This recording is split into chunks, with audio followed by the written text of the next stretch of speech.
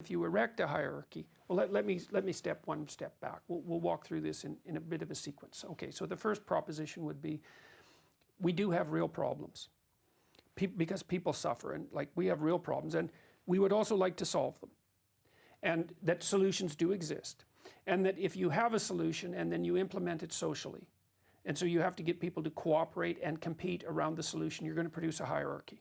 And if the hierarchy is valid, then the people who are the best at producing the solution to the problem are going to lead the hierarchy. Okay, so that would be a conservative right-wing position. It's like, we need hierarchies, they privilege values, and they're necessary to solve problems, and there is a relationship between the ability to solve the problem and the structure of the hierarchy. Okay, so when we'd say that's true when hierarchies are functioning well. Okay, so that's the right-wing viewpoint. And then the left-wingers would say, wait a second, your hierarchy gets rigid over time and ossifies and can be occupied by people who use power instead of competence to dominate it, and they do that unfairly, and they warp the structure of the hierarchy, and that makes it difficult for people to gain entry, including talented people. And then the hierarchy itself as a structure has a problem because dispossessed people tend to stack up at the bottom. And that all seems relevant and true, right? So then you could say, well, you need the right because you need the hierarchies, and they need to be implemented, and that's what managers and administrators do. That's what conscientious people do because they're hierarchically oriented, and it's a very efficient way of operating, and people are actually happier within hierarchies because there's an identifiable chain of command. But then the left has its position, which is, yeah, but you got to watch out for the dispossessed because they're the majority, and you have to make sure the thing doesn't degenerate towards tyranny. So then I think the political discussion is the left and the right constantly eyeing each other to make sure that the hierarchical structures maintain their good health.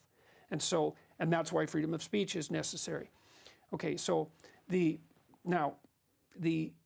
issue with that, let's see if I can get back to where I was going with this to begin with.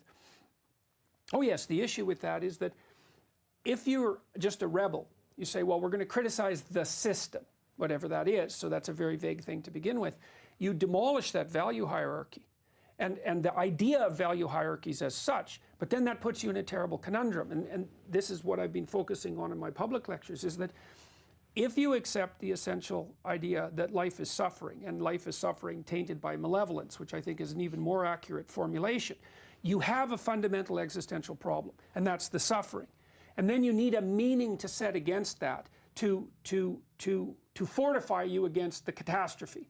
So, and if you demolish the hierarchies, then you have no meaning. There's nothing to strive for, and without that meaning, you're anxious and overwhelmed. By definition, we know that neuropsychologically because purpose boxes you in, right? It gives you a game to play and rules to follow. And then purpose gives you something to aim at in positive emotion. And so the problem with what the left is offering, and I think this is actually the kind of problem that Sam Harris and the atheist types are running into too, is that it's like, well, okay, where's the purpose?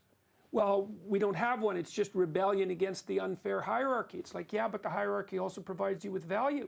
Well, that's okay. Its cost is so high, we're going to demolish the hierarchy. Well, then you're left with nothing.